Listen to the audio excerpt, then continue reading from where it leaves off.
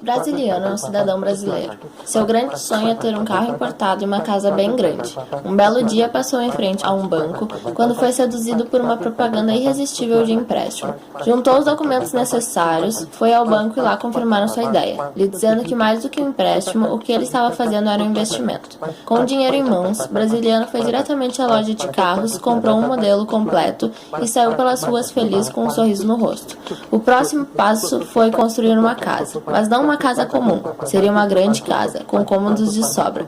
Sua megalomania era visível para os vizinhos. Casa pronta, carro na garagem, Brasiliano decidiu que seu emprego não condizia com seu estilo de vida. Decidiu então criar uma empresa. Foi novamente ao banco, pegou mais algum dinheiro emprestado e criou seu próprio negócio. Contratou alguns funcionários e lhes prometeu um futuro promissor, mas que inicialmente deveriam se contentar com um salário mínimo, já que a empresa estava recém começando.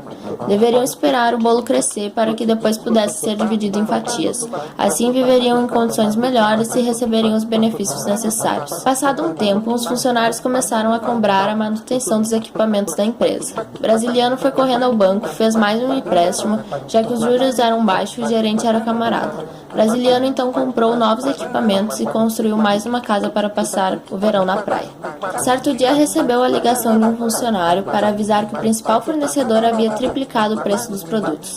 Brasiliano pegou seu carro importado e foi ao banco novamente, mas dessa vez o empréstimo foi negado, já que desde o primeiro empréstimo o brasiliano não tinha feito o pagamento de sua dívida, que nesse momento já tinha se tornado impagável.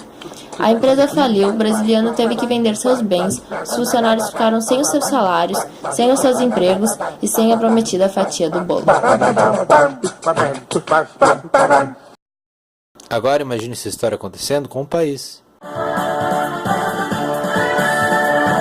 Antes de 1967, a soma das dívidas dos países em desenvolvimento não produtores de petróleo era menos de 40 bilhões de dólares.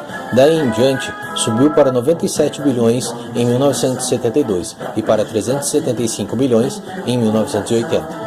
O Brasil, em 15 anos, passou por crescimento e queda inimagináveis. Grandes construções e investimentos em áreas estratégicas demonstraram artificialmente um crescimento econômico do país. Mesmo a população da época não percebendo diferença em seu bolso, acreditava na melhoria futura, já que as principais propagandas do governo diziam que antes de acontecer a distribuição de renda, era necessário que essa renda aumentasse.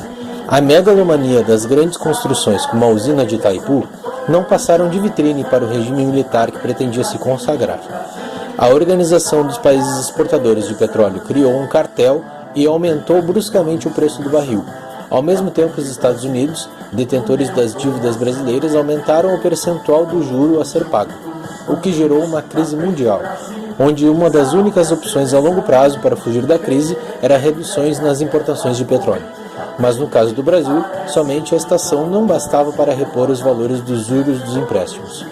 E assim agravou-se a dívida externa brasileira nos anos 80 e perdura até hoje. A taxa de crescimento da economia sob o regime autoritário não foi mais alta do que durante o período democrático precedente, ou seja, milagre não existiu.